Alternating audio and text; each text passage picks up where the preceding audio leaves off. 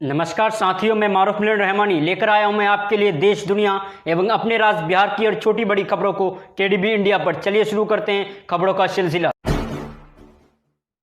प्रधानमंत्री नरेंद्र मोदी ने 74वां स्वतंत्रता दिवस पर लाल किले से नेशनल डिजिटल हेल्थ मिशन की शुरुआत की। उन्होंने कहा कि यह देश के स्वास्थ्य क्षेत्र में क्रांतिकारी साबित होगा। इसके तहत हर देशवासी को एक डिजिटल कार्ड मिलेगा। इससे आपको कई तरह की सुविधाएं मिलेगी, जैसे आपको क्या बीमारी है, आपने पहले किस डॉक्टर को दिखाया, आपने क्या जांच कराई, आपको क्या इलाज दिया गया। इस योजना में कोई भी अपनी इच्छा से शामिल हो सकेगा। इसमें उसकी प्राइवेसी का विशेष ध्यान रखा जाएगा। पैसा जमा करना हो, अस्पताल में पर्ची बनवाने की भागदौड़ हो, इन परेशानियों से निजात मिलेगी। ये सब एक डिजिटल कार्ड से संभव हो सकेगा। सरकार ने एनडीएचएम के लिए 470 करोड़ रुपए का फंड मंजूरी दी है। मुख्यमंत्री अरविंद केजरीवाल ने शनिवार को कहा कि दिल्ली सरकार तब तक स्कूल नहीं खोलेगी जब तक शहर में कोरोना को लेकर बेहतर स्थिति के बारे में पूरी तरह आश्वस्त नहीं हो जाती। इसके साथ ही उन्होंने करप्शन, पर्यावरण और साफ सफाई को लेकर देशवासियों से 3 अपील की। दिल्ली सचिवालय में शनिवार को अपने स्वतंत्रता दिवस के भाषण में सीएम केजरीवाल ने कहा कि राष्ट्रीय राजधानी में 2 महीना पहले के मुकाबले अब कोविड-19 की स्थिति नियंत्रण में है। सीएम ने कोरोना से निपटने को लेकर केंद्र सरकार, कोरोना वॉरियर्स और विभिन्न संगठनों सहित सभी हितधारकों को धन्यवाद दिया। महीनों तक चीन के इशारे पर भारत के साथ तनाव बढ़ाने के बाद नेपाल के प्रधानमंत्री केपी शर्मा ओली ने शनिवार को पीएम नरेंद्र मोदी से फोन पर बात की। भारतीय विदेश मंत्रालय ने दोनों नेताओं में बातचीत की जानकारी देते हुए कहा कि पीएम मोदी को नेपाल के पीएम केपी शर्मा ओली ने फोन किया था। पीएम ओली ने सरकार और देश के लोगों को 74वें स्वतंत्रता दिवस और हाल ही में भारत के संयुक्त राष्ट्र सुरक्षा परिषद में अस्थायी सदस्य चुने जाने को लेकर बधाई दी। विदेश मंत्रालय की ओर से कहा गया कि दोनों ही नेताओं ने कोविड-19 के खिलाफ जंग में एकजुटता जाहिर की। पीएम मोदी ने कहा कि भारत इस मामले में नेपाल को मदद देना जारी रखेगा। 74वां स्वतंत्रता दिवस कोरोना काल में मनाया गया।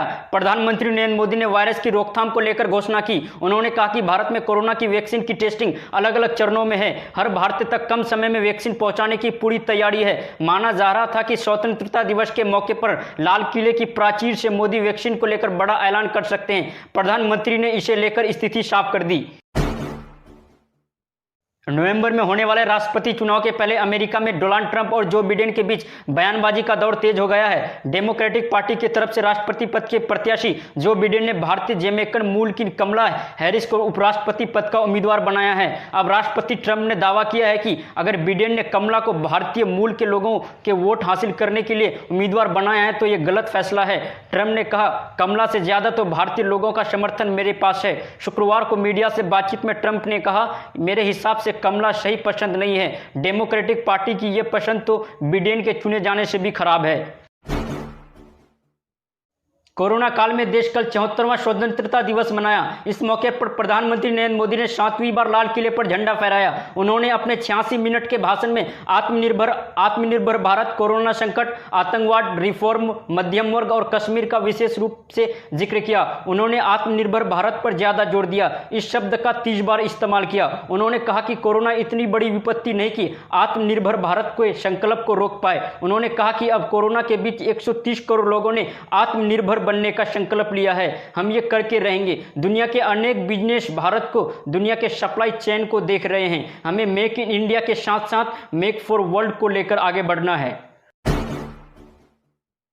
केंद्र सरकार ने हाल ही में नई शिक्षा नीति जारी की है। इसमें स्कूली शिक्षा से लेकर हायर एजुकेशन तक कई बड़े बदलाव किए गए हैं। अब स्कूली शिक्षा के लिए 10+2 फॉर्मूले के बजाय 5+3+3+4 का पैटर्न अपनाया जाएगा। 5वीं तक बच्चे अपने मातृभाषा या क्षेत्रीय भाषा में पढ़ेंगे। छात्रों को मनपसंद विषय चुनने के कई विकल्प मिलेंगे, जिसको लेकर देश भर में बहस भी चल रही है। इसी बीच नेशनल स्टैटिस्टिकल ऑफिस ने भी एजुकेशन को लेकर एक सर्वे रिपोर्ट जारी किया है। यह सर्वे 2017-18 के दौरान किया गया है। इसमें शिक्षा को लेकर बड़े लेवल पर गैप और अलग अलग सोशल ग्रुप्स के बीच इनइक्वालिटी की बात सामने आई है।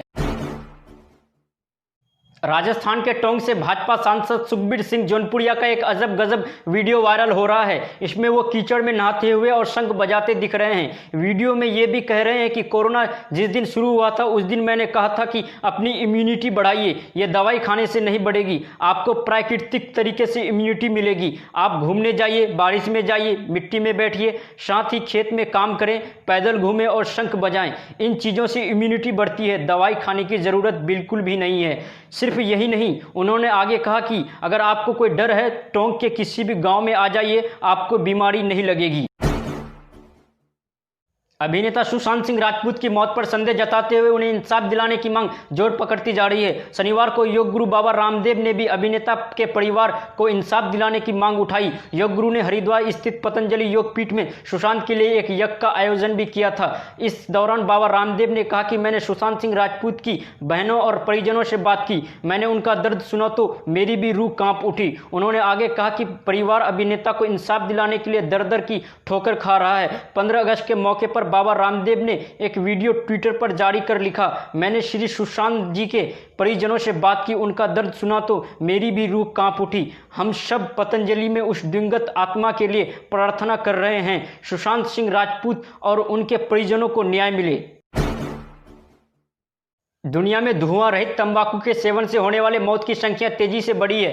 पिछले 7 साल में मौत का आंकड़ा 3 गुना बढ़ा है। मौत की संख्या 3,50,000 हो गई है।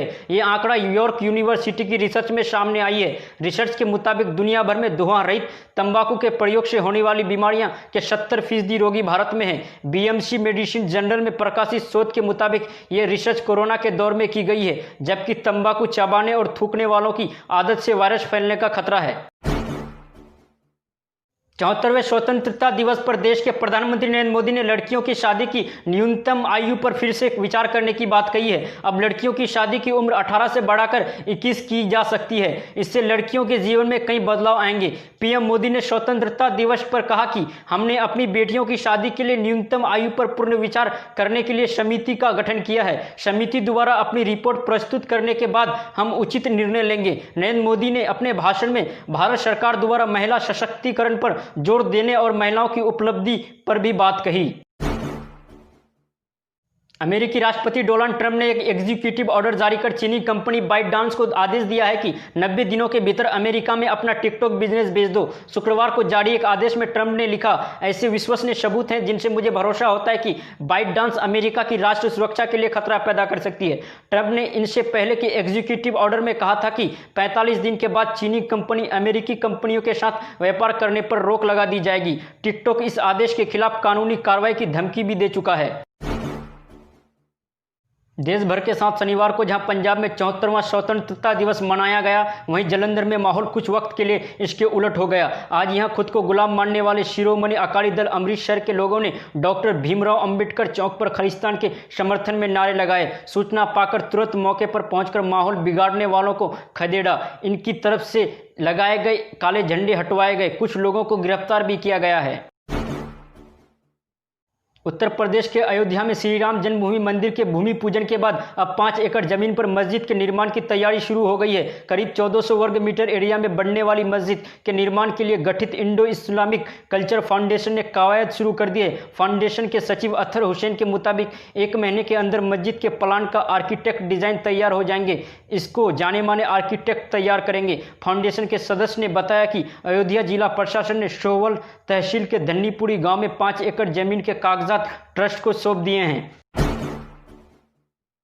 हैदराबाद की एक और कंपनी कोविड-19 की दवा लॉन्च करेगी। Lee pharma company antiviral drug favipiravir को फाराविर के नाम से लॉन्च करेगी। ये 200 mg की टेबलेट में उपलब्ध होगी। एक टेबलेट की कीमत 27 रुपये होगी। अगर कीमत में बदलाव नहीं होता है तो ये कोविड-19 की अब तक की सबसे सस्ती टेबलेट साबित होगी। ये एमएसएन ग्रुप की दवा फेविलो को चुनौती देगी, जो अब तक की सबसे सस्ती ड्रग है। इसकी एक टेबलेट की कीमत 33 रुपये है। गुरुवार को हैदराबाद की generic pharma company MSN group ने कोरोना की सबसे सस्ती दवा फेविलो लॉन्च की है। नीतीश सरकार को लेकर लोजपा के राष्ट्रीय अध्यक्ष चिराग पासवान के तेवर गर्म हैं। शनिवार को पार्टी पदाधिकारियों की बैठक में चिराग ने स्पष्ट कहा कि वे आगे भी राज्य के मुद्दे उठाते रहेंगे। अब इसे कोई आलोचना समझ ले तो उन्हें कुछ नहीं कहना। पार्टी राज्य के लोगों के प्रति अपना दायित्व निभाती रहेगी। वे अपने राजधर्म का पालन करते रहेंगे। चिराग ने पार्टी के तमाम मुद्दों पर विचार के लिए जल्द ही संसदीय बोर्ड की बैठक बुलाने की भी घोषणा की। जनता के हित में आवाज उठाना कोई आलोचना समझ ले तो ये सही नहीं होगा।